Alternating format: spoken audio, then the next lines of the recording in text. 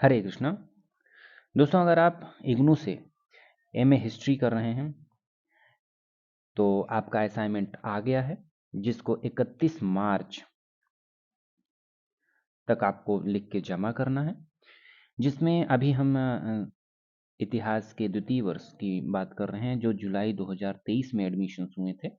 2024 सत्रों के लिए भी ये असाइनमेंट काम करेगा। इसमें आपको इंग्लिश और हिंदी दोनों का पीडीएफ नीचे पिन कर देंगे, वहां से आप डाउनलोड करके डायरेक्ट लिख सकते हैं। इसमें लिखने के भी कई तरीके होते हैं, वो अपने अपने तरीके से आप अपना सकते हैं।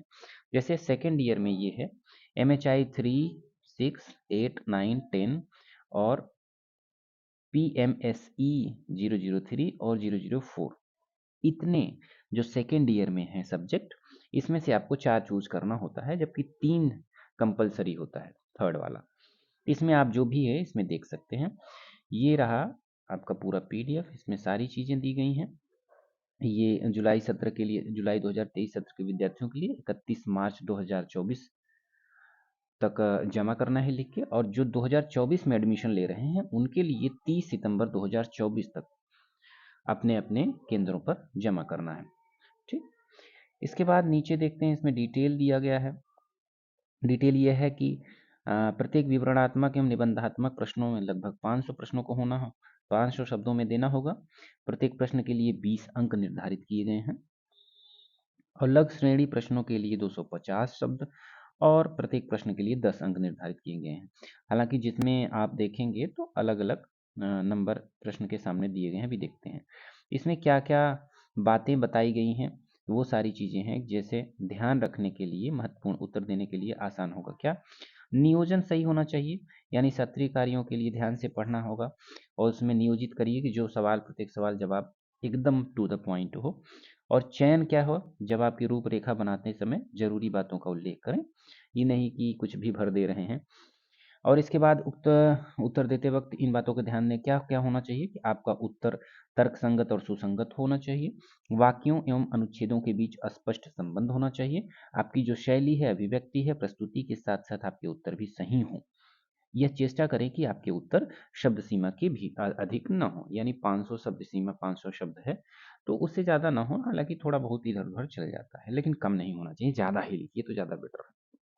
प्रस्तुति क्या होनी चाहिए, जब आप संतुष्ट हो जाएं कि सत्रीय कार्य जमा करने से पहले इसे साफ साफ लिख लें। जिन बिंदुओं पर आप बल देना चाहते हैं उसे रेखांकित कर दें या अंडरलाइन कर दें, दोनों मतलब यही है कि टॉपिक वाइज बुलेट पॉइंट में भी लिख सकते हैं।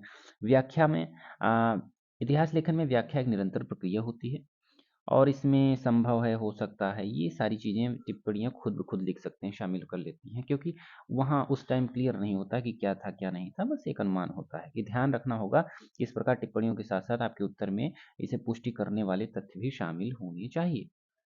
ठीक, तो यहाँ से आपका MHI 03 स्टार्ट हो जाता है, इतिहास लेखन अध्यापक जांच सत्रीय कार्य के लिए। ठीक है, पहला पेपर ये है थर्ड वाला, जिसमें देखिए पहले शुरुआत में किन्हीं 5 प्रश्नों के उत्तर 500 शब्दों में दीजिए।